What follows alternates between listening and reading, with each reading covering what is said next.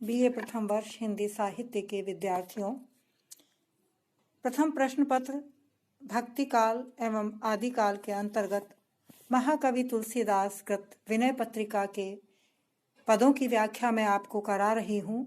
आज की इस कक्षा में जिन पदों की व्याख्या मैं कराने जा रही हूँ, विनय पत्रिका में उन पदों का विशेष स्थान है।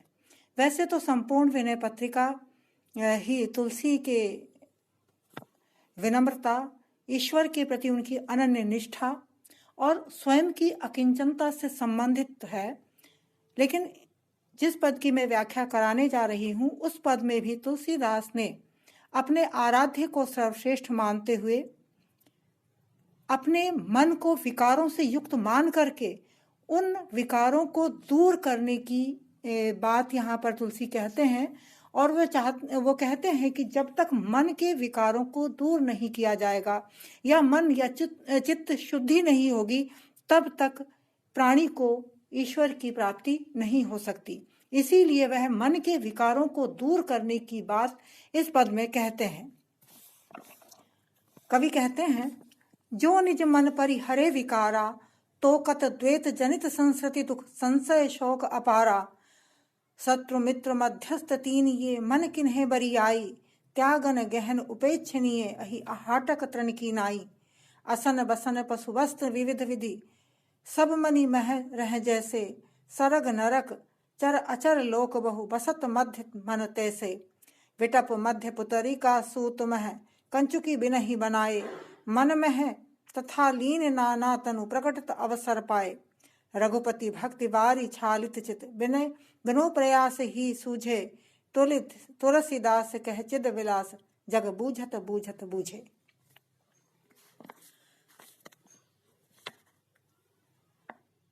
जो निज मन परिहरे विकारा, यहाँ तुलसीदास समस्त दुखों का मूल मन के विकारों को मानते हैं।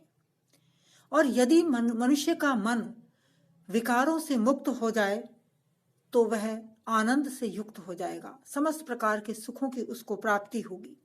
जो निज मन परिहरे विकारा, तुलसी कहते हैं कि मन अपने विकारों को छोड़ दे तो कत द्वैत जनित संसृति दुख संशय शोक अपारा।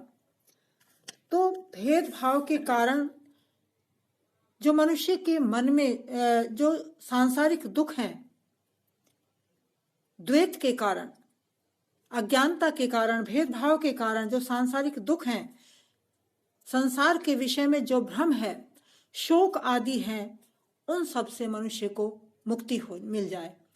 यदि मनुष्य के मन का विकार, उसके दोष समाप्त हो जाएं, वह द्वैत भाव का परित्याग कर दे, तो संसार के दुख से उसे मुक्ति मिल सकती है। तात्पर्य है या कवि ये कहना चाहते हैं कि जीव के सारे दुखों का कारण उसके मन के विकार ही होते हैं। यदि मनुष्य का मन उसके वश में हो जाए तो उसके पास दुख आदि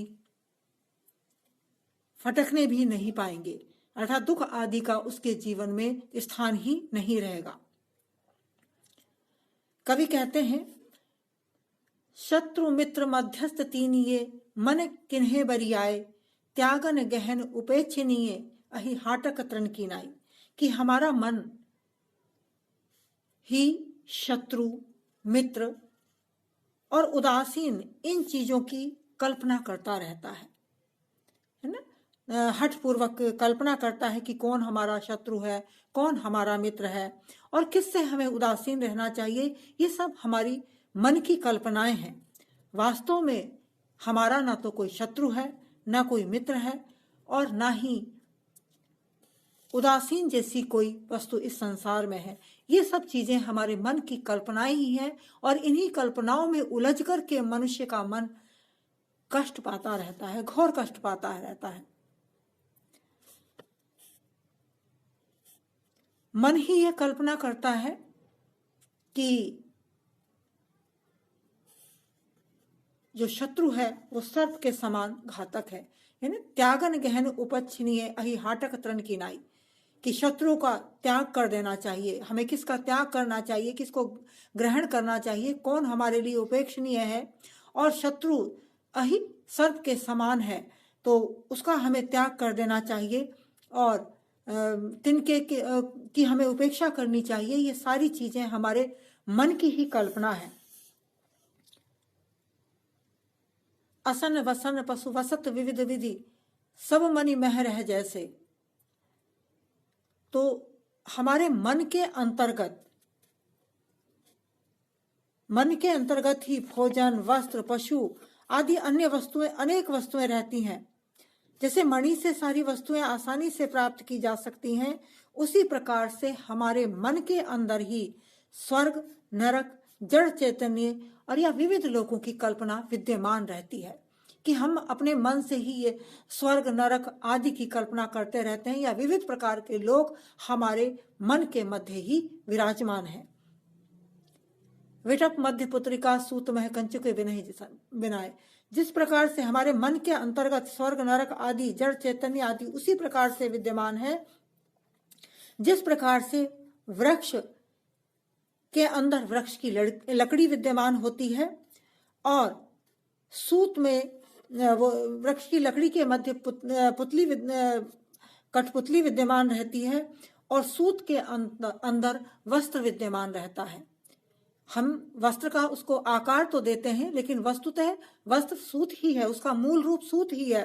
तो जिस प्रकार से सूत के अंदर वस्त्र विद्यमान रहता है, पहले से ही तैयार रहता है, बिना बुने ही वहां वस्त्र उपस्थित रहता है, उसी प्रकार से हमारे मन के अंदर भी अनेक प्रकार के शरीर लीन रहते हैं। हमारी सोच के अनुसार, हमारे विचारों के अनुसार, हमारी धारणा के अनुसार मन के अंदर हमारे अनेक प्रकार के शरीर लीन रहते हैं, जो अवसर आने पर विविध रूपों में प्रकट हो जाते हैं।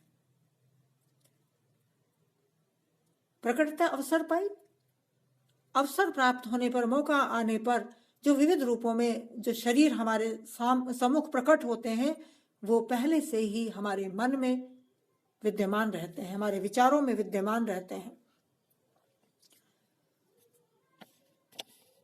कहने का अभिप्राय यह है कि मन के कारण ही जीव को अनेक प्रकार की योनियां प्राप्त होती हैं या बार बार उसको जन्म लेना पड़ता है, क्योंकि जब मन में विचार होते हैं, विचारों के अनुसार मनुष्य का कर्म होता है और कर्मों के अनुसार ही मनुष्य को जन्म धारण करना पड़ता है। तो कहने का अभिप्राय है कि ये मन ही है जो हमारे विविध प्रकार के शरीरों को अपने अंदर समेटे हुए है और अवसर आने पर कर्मानुसार ही हमें अलग अलग जन्म लेना पड़ता है या विविध प्रकार के शरीरों को समय आने पर धारण करना पड़ता है। रघुपति भक्ति बारी छालित चित, बिनु प्रयास ही सूझे, तुलसीदास कह चिद विलास जग, बूझत बूझत बूझे। तुलसीदास आगे श्री रघुनाथ जी अपने आराध्य भगवान श्री राम की भक्ति को श्रेष्ठ बताते हुए, उद्धार का माध्यम बताते हुए कहते हैं कि भगवान श्री राम की भक्ति रूपी जल से धुलकर हमारा मन पवित्र हो जाएगा। रघुपति भक्ति बारी छालित चित्त, ये चित्त जो है, इसको हमें भगवान श्री राम की भक्ति रूपी जल से, निर्मल जल से धो लेना चाहिए और उसे पवित्र बना लेना चाहिए। और यदि हम ऐसा कर सके तो बिना परिश्रम के ही, बिना प्रयास किए ही हमारा कल्याण हो जाएगा या हमें ज्ञान की प्राप्ति हो जाएगी, या हमारा मन पवित्र होगा और हम कर्म बंधनों से मुक्त हो जाएंगे। और इस प्रकार ईश्वर की जब भक्ति हम करेंगे तो उसकी कृपा के कारण ही हमें जो अखंड तत्व रूपी ईश्वर है उसका भान होगा, उसका ज्ञान होगा और हमें धीरे धीरे करके बूझत बूझत बूझे जानते जानते अर्थात ज्ञान प्राप्त करते करते हमें धीरे धीरे परम आनंद या ब्रह्म ज्ञान की प्राप्ति हो जाएगी। इस प्रकार यहाँ तुलसीदास अपने आराध्य श्री राम की भक्ति को मुक्ति का मार्ग बताते हुए कहते हैं कि मनुष्य का धर्म है, मनुष्य का कर्तव्य है कि वह निरंतर श्री राम की भक्ति से अपने मन की मलिनता को धोता रहे और धीरे धीरे करके उसे निर्मल चित्त की प्राप्ति होगी और इस प्रकार उसके सारे भव बंधन समाप्त हो जाएंगे, दूर हो जाएंगे, नष्ट हो जाएंगे और वह सहज ही ब्रह्मानंद में लीन होकर के जन्म और मृत्यु के बंधन से मुक्त हो जाएगा। यह दोहा, यह पद, क्षमा कीजिए, पद है, दोहा नहीं, यह पद तुलसीदास के बहुत ही महत्वपूर्ण पदों में से एक है। परीक्षा की दृष्टि से भी इस तरह के पद महत्वपूर्ण होते हैं। इस पद में यदि हम काव्य सौंदर्य की दृष्टि से देखें तो अलंकार की अगर हम बात करते हैं तो संस्कृति, संशय, शोक, मित्र, वसन, वस्तु, विविध विधि, मनमह आदि पंक्तियों में या बूझत बूझत बूझे में अनुप्रास अलंकार का सुंदर प्रयोग हमें देखने को मिलता है। इसके साथ ही शत्रु मित्र तृण की नाई